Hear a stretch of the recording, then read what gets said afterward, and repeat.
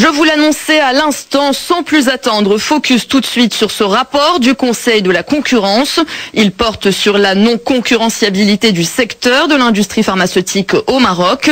Et chaque jour, on s'intéresse à un point précis sur Luxor Radio. Hier, nous vous parlions du pistage et du fichage du patient et du malade. Et aujourd'hui, on s'intéresse à ce cas particulier de la fraude et de l'évasion fiscale qui concerne ce secteur.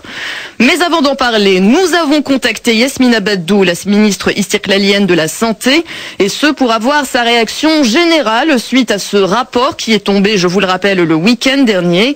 Alors notez que jusqu'à ce jour, le ministère de tutelle n'a publié aucun communiqué en ce sens. Aucune enquête n'a été ouverte non plus. Alors les faits relatés ne sont pas nouveaux, mais en plus, selon Yasmina Baddou, ils ne concernent pas que le secteur privé, les hôpitaux publics sont également concernés. Vous allez l'entendre dans quelques instants. La ministre semble également quelque peu impuissante face au lobby pharmaceutique. Elle parle même de menaces qu'elle a subies. Écoutez-la.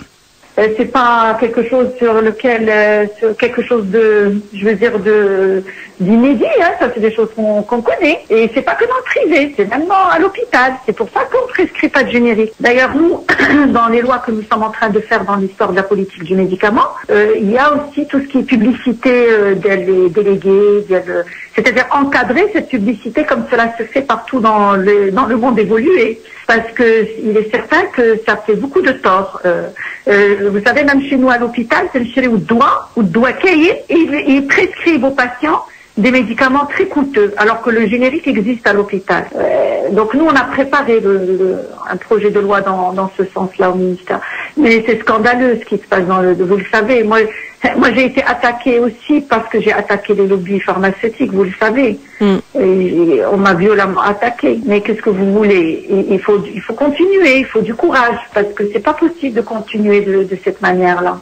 Voilà donc pour la réaction du département de la Santé. La ministre Yasmina Baddou était au micro de Mariam El Arabi. Et je vous en parlais il y a quelques instants, toujours au sujet de ce rapport sur le secteur de l'industrie pharmaceutique. Et aujourd'hui, zoom sur l'évasion et la fraude fiscale qui sont, attention, deux pratiques à ne surtout pas confondre. On écoute tout de suite Laura Sprink pour plus d'explications qui nous parle en premier lieu de la fraude fiscale. La fraude fiscale, c'est le détournement illégal des impôts directs, indirects ou des taxes. C'est un moyen d'échapper aux charges publiques qui incombent au pays et qui sont financées par les particuliers et les entreprises via les impôts. L'omission ou l'insuffisance de déclaration des revenus est un exemple de fraude fiscale. On fait croire que l'on gagne moins que ce qu'on gagne en réalité pour payer moins d'impôts. Pour cela, on se fait payer au noir, on ne déclare pas tous les revenus qu'on perçoit.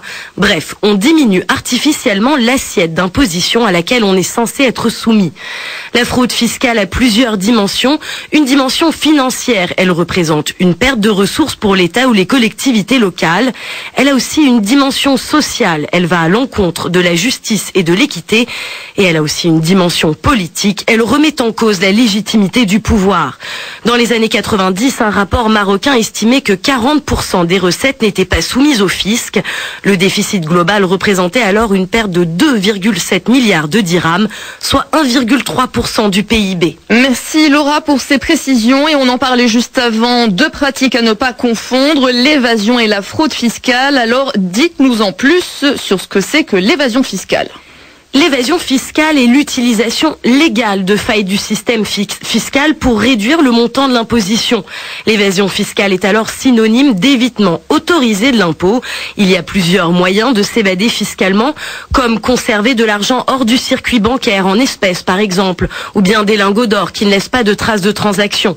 L'évasion fiscale, c'est Johnny Hallyday qui veut devenir belge pour payer moins d'impôts, ouvrir un compte en Suisse ou aux îles Caïmans pour y mettre des économies sans avertir l'administration fiscale, ou encore une entreprise qui délocalise dans un pays fiscalement plus souple. Pas besoin d'aller en Chine. À l'intérieur de la zone euro, l'Irlande est la championne des avantages fiscaux faits au profit des entreprises. Google, Facebook ou Coca ont d'ailleurs installé leur siège là-bas plutôt qu'à Paris, Londres ou Madrid. Bref, les sociétés ou particuliers qui placent leurs capitaux sur le sol des paradis fiscaux ont peu ou pas d'impôts à payer. Et c'est parmi les détenteurs de grosses fortunes privées, les entreprises et les les multinationales que l'on trouve les principaux clients de ces places.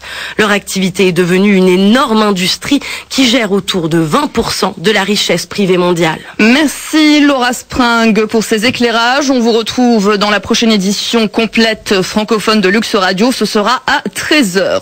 Et toujours au sujet de cette fraude fiscale et de cette évasion fiscale, c'est bien évidemment ce rapport du secteur sur l'industrie pharmaceutique du Conseil de la concurrence qui en parle, avec chiffres à l'appui, graphiques à l'appui, mais aussi et surtout des noms.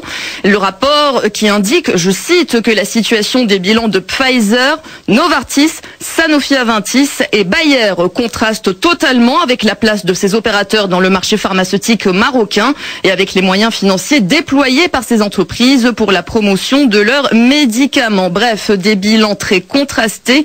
Et vous l'aurez compris, le rapport parle surtout de multinationales pour ces cas d'évasion et de fraude fiscale et également presque un chapitre entier qui est consacré à ce cas particulier du laboratoire Roche.